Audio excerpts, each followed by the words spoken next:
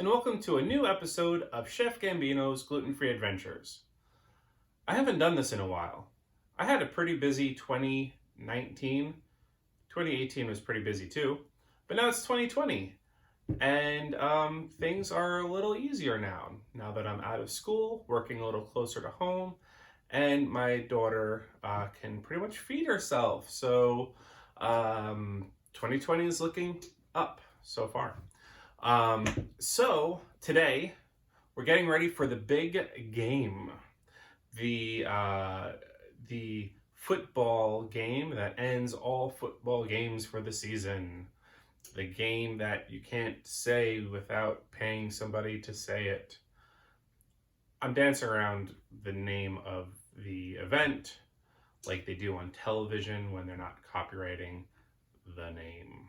Anyway, so I saw online recently a gluten-free shop that I love was selling pigs in a blanket. You can get pigs in a blanket from the grocery store frozen. I'm going to pull up a picture of it right here. Can you believe that Nathan's 12-pack beef franks and puff pastry is only $3.99? Now look at the gluten-free ones here. So you can see that they're only $9.99. Not a bad deal. A lot more expensive than regular pigs in a blanket. But for 24 pigs in a blanket from this gluten-free shop that I like, which I won't name, because they were selling 24 pigs in a blanket for $38. I couldn't believe it. I said, why? I'm sure there's a reason why. I'm sure that based on cost, demand, blah, blah, blah, blah, blah. That's ridiculous. Don't do that. Do this instead. Get rid of the idea that you can have regular pigs in a blanket. It's not going to happen. You're not going to get that same sensation. But because we're limited in our choices for puff pastry, we can be creative, innovative, better. We can make people jealous because they can't have, they could have, but they're not going to make these. They can't have our pigs in a biscuit. That's right. We're making pigs in a biscuit today here on Chef Gambino's Gluten-Free Adventures. We'll be back after these messages.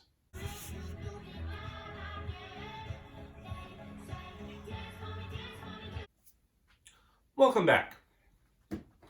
Let's talk about the ingredients for these pigs in a biscuit. Let's start with the pigs, because pigs are important. In fact, they're not pigs at all. They're cows. Nathan's Beef Cocktail Franks, right? They were on sale, so they're only like $4. And we're not going to use the whole package to make our piggies or our cow piggies.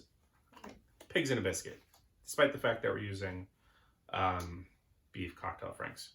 Anyway, $4. What's this? Gluten-free Red Lobster Cheddar Bay Biscuit mix? That's right. $4 as well from Walmart.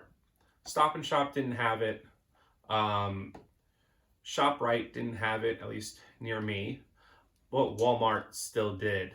It might be because Walmart ordered like a bunch of them, because not every Walmart had it, but the one that I went to had 5 boxes. And now I have 5 boxes and can make these now. So we're going to make some biscuit mix. We're going to shove a few piggies in them, and we'll be back right after this. Here are these little bitty biscuits here. And I'm going to throw some of these cocktail franks into the biscuits. And so we're just going to jab it in there. And tuck in the little piggy cow. Get in the little piggy cow. Get in the little piggy cow. Here are the piggies ready to go in the oven. Wah, wah. Or I guess moo, moo, because they're cows. Moo.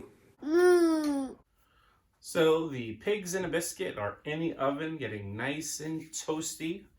And while they bake, let's talk a little bit about condiment choices because pigs in a biscuit sound great, but you want something to dip them in, don't you? So this is what I have in my fridge. I have honey mustard, French's honey mustard. Has this ever been opened? No. Which begs the question, is there a bottle I should be using instead? We'll find out. We have dinosaur barbecue sauce. We have a little bit of real ketchup from the mayonnaise company, Hellmann's that is. And we have some Panda Express sweet and tangy Beijing sauce. Pretty good stuff. It's kind of like a sweet chili sauce, but not really. Kind of like a sweet and tangy sauce. I also have sweet chili sauce, but I don't think that would go as well. I would recommend like a queso dip. I think that would be great. And if I had any in the fridge, I would have put it out. But I don't, so I didn't. If you end up making these, try it with one of these sauces.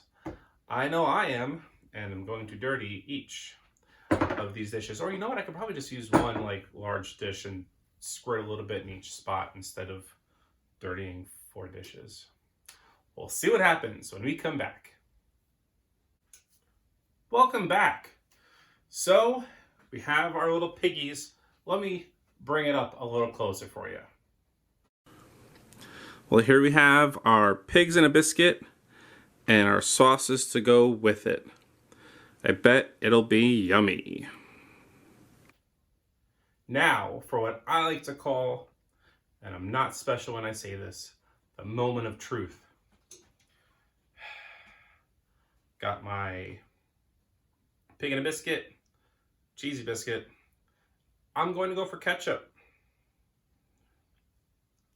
Maybe a little honey mustard. So, just one tip I want to give on today's recipe. The biscuits were in the oven for a little longer than I expected. I thought, well, they're smaller, so it should take less time. Not true, because I'm putting cold dogs in the middle.